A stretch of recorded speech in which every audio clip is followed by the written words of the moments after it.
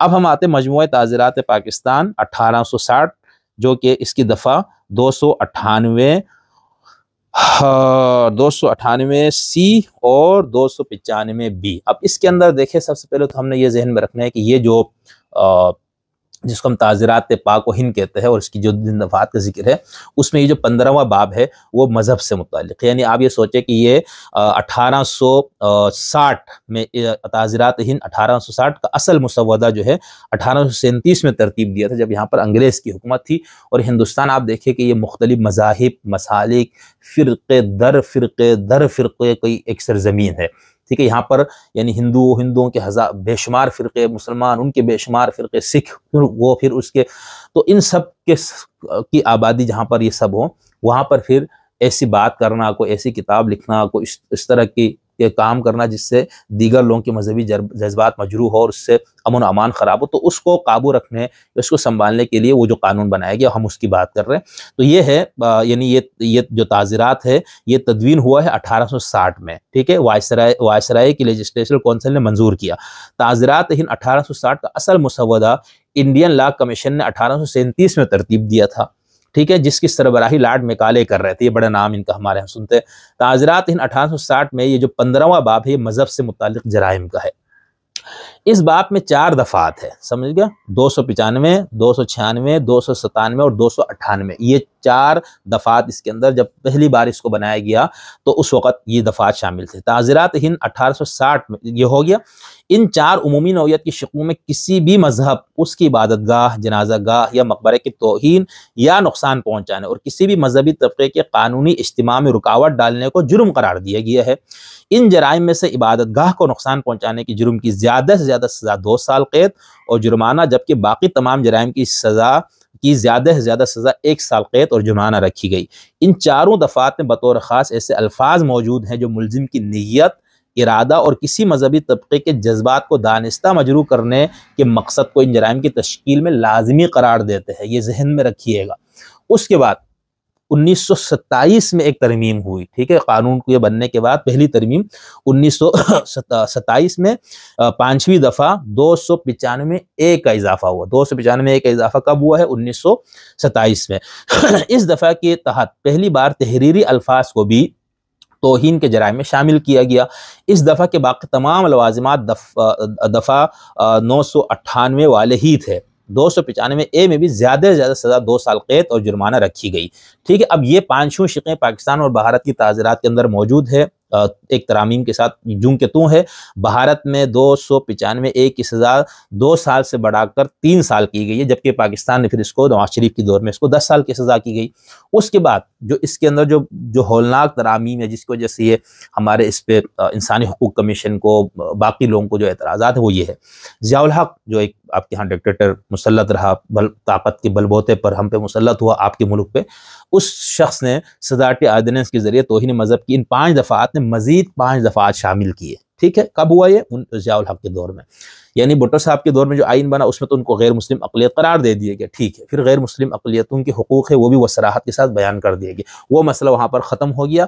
لیکن اب اس مسئلے کو ختم ہونے کے بعد اس کو کس طرح سے لوگ اپنے مذہبی مقاصد اور ان کے لیے استعمال کرنا شروع ہوئے، وہ ضیاء الحق کے دور میں آپ کو نظر آتے ہیں کہ اس کے اندر پھر دفعات جو سزائیں مقرر کی جاتی ہے اس کے اندر جو تعزیرات کا جو حصہ ہے اس میں کیسے کیسے اس کو ایڈ کیا گیا. تو ضیاء الحق کے دور میں اس کے اندر مزید 5 ترامیم کو دفعات کو شامل کیا گیا.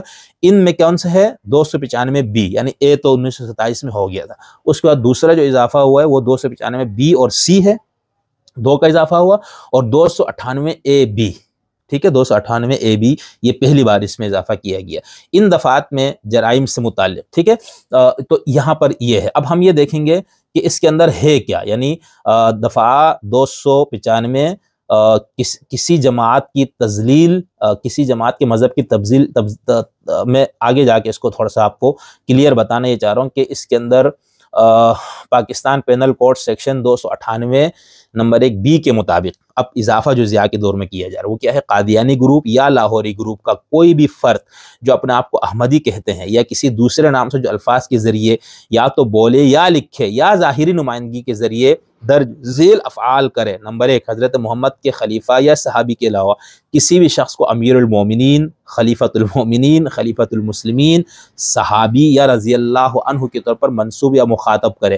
یعنی اس میں جو اضافہ ہے نا، دیکھیں قانون عام طور پر آپ بناتے ہیں ایک کسی گروہ، کسی شخص کو ٹارگٹ کرنے کے لیے نہیں بناتا، آپ ایک عمومی قانون بنا دیتے ہیں اور اس قانون کے مطابق جو گروہ، جو شخص آ جائے آپ اس کو پر قانون لاگو کرتے ہیں۔ لیکن اسپیسیفک خاص طور پر احمدیوں کو مزید ایک دبا ہوا طبقہ، ایک مظلوم طبقہ جو خوف میں رہنے رہا تھا یہاں پر جبر کے ماحول میں، اس کو مزید خوف زدہ کرنے، مزید اس پہ جبر کرنے، مزید اس کو مقہور کرنے، اس کو مغلوب کرنے، اس کو دبانے کے لیے آپ نے باقاعدہ جو قانون کی شقوں میں جو اضافے کر رہے ہیں، آپ اسپیسیفک کر کے بنا رہے کہ فلاں گروہ۔ تو یہاں پر دیکھیں اب یہ جو چیزیں بیان کی گئی ہے نا، پہلے تو قادیانی گروپ، لاہوری گروپ کا نام آ گیا، اس کا جو قدغنے اس پہ ہے کہ امیر المومنین، خلیفۃ المومنین، یہ احمدی حضرات اپنے جو مرزا صاحب کی بات جو ان کے خلفاء ان کے لیے الفاظ استعمال کرتے ہیں، ٹھیک ہے۔ دوسرا صحابی کا لفظ وہ استعمال کرتے ہیں۔ اچھا مزے کی بات یہ کہ صحابی کا لفظ ہمارے ہاں اہل تشیع بھی اپنے ائمہ کے جو اصحاب ان کے لیے لفظ استعمال کرتے ہیں، ٹھیک ہے۔ اسی طرح رضی اللہ تعالیٰ عنہ، بھائی رضی اللہ تعالیٰ عنہ تو ایسا لفظ ہے جو آپ ہمارے جو فقہ کی جو قدیم کتابیں خاص طور پر آپ پڑھیں اس میں نظر آئے گا آپ کو۔ مطلب یہ ہے کہ اس میں حضرت ابو حنیفہ کے ساتھ رضی اللہ تعالیٰ عنہ لکھا جاتا ہے، احمد بن حنبل کے جتنے بھی آپ کے فقہاء، ائمہ، علماء گزرے ان میں اکثر کے ساتھ لکھا جاتا ہے۔ اصول شاشی جو آج بھی درسی کتاب ہے اس میں آپ دیکھیں امام اعظم ابو حنیفہ کے نام سے رضی اللہ تعالیٰ لکھا ہوا ہے۔ خیر، لیکن اب یہ آپ دیکھ رہے یعنی ایک طرف آپ کے اپنے یہ چیزیں موجود ہیں۔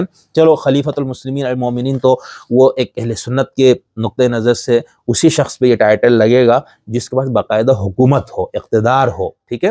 اسی لیے خلیفہ اول، خلیفہ ثانی، خلیفہ سوم، خلیفہ رابع ان کو امیر المومنین کہا جاتا ہے کیونکہ ان کے پاس اتھارٹی تھی، خلافت تھی، ان کا اقتدار تھا۔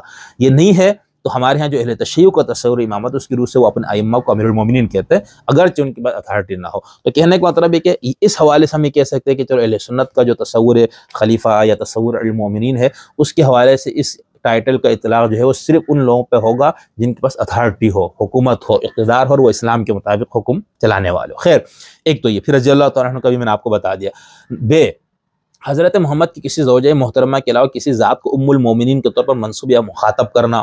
نمبر جی، حضرت محمد کے خاندان اہل بیت کے کسی فرد کے علاوہ کسی بھی فرد کو اہل بیت کی طرف منصوب یا مخاطب کرے۔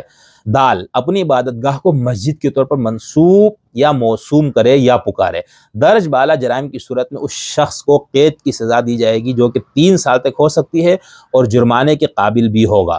یہ تو ہو گیا۔ اب آگے ہے پاکستان پینل کوڈ کے سیکشن 298B کے مطابق قادیانی گروپ یا لاہوری گروپ کا کوئی بھی فرد جو اپنے آپ کو احمدی یا کسی اور نام سے پکارتا ہے، جو الفاظ کے ذریعے یا تو بولے یا لکھے یا ظاہری نمائندگی کرے اپنے مذہب کے ذریعے یا ظاہری نمائندگی کے ذریعے اپنے مذہب میں عبادت کے لیے بلانے کے طریقے یا صورت کو اذان کے طور پر منسوب کرے یا اس طرح اذان دے جس طرح مسلمان دیتے ہیں، اسے دونوں میں سے کسی ایک صورت میں قید کی سزا دی جائے گی جو کہ 3 سال تک ہو سکتی ہے اور جرمانے کے بھی قابل ہوگا۔